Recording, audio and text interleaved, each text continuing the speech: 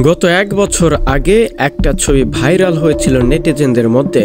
মুস্তাক আহমেদ এবং তিশার সেই ভিডিও এবং ছবি ক্লিপগুলো দর্শকদের মনে সাড়া ফেলেছিল ভিন্নভাবে।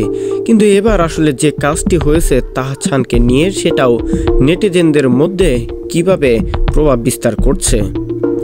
সোশ্যাল মিডিয়ার হইচই পড়ে গেছে জনপ্রিয় গায়ক অভিনেতা তাহসান খানের নতুন বিয়ের খবর নিয়ে। নেটিজেনরা তাহসান রোজার ছবি শেয়ার করে ক্যাপশন জুড়ে দিচ্ছেন, তাহসান তার চাঁদের আলো পেয়ে গেছে। কিন্তু চাঁদেরও কলঙ্ক থাকে, সেটি যেন তাহসানের পিছু ছাড়ছে না।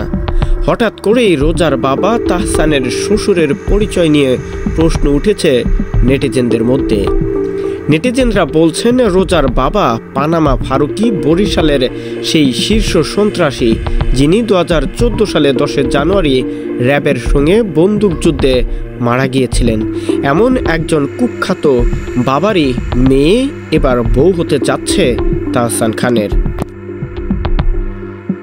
স্থানীয়রা জানায়, 1993 সাল থেকে ফারুক আহমেদ ওরফে পানামা ফারুক যুবলীগের রাজনীতির সঙ্গে জড়িত।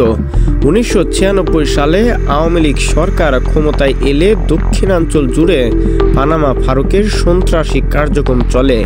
তিনি হয়ে ওঠেন বরিশালের অন্যতম শীর্ষ সন্ত্রাসী, আর সেই সন্ত্রাসীর মেয়েকেই বিয়ে করলেন।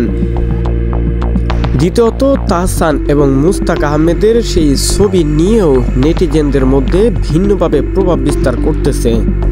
গত এক বছর আগে যেটা সবচেয়ে বেশি ভাইরাল হয়েছিল নেটের জগতে, তাকে নিয়ে বলা হচ্ছে একজন বুড়ো মানুষ কেন এত ইয়াং পার্সনকে বিয়ে করছেন, আর সেটাই যেন এক প্রতিচ্ছবি ঘটালেন জনপ্রিয় কণ্ঠশিল্পী তাহসান আহমেদ।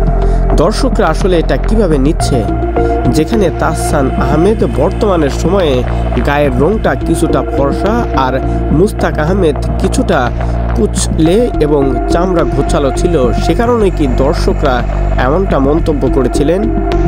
যদি এমনটাই হয়ে থাকেন, তাহলে তাহসানকে নিয়ে কেমন মন্তব্য করতে পারে একজন সাধারণ মানুষ? যদি আপনি মন্তব্য করতে চান, তাহলে আমাদের কমেন্ট বক্সেও আপনার মূল্যবান মন্তব্যটি জানাবেন।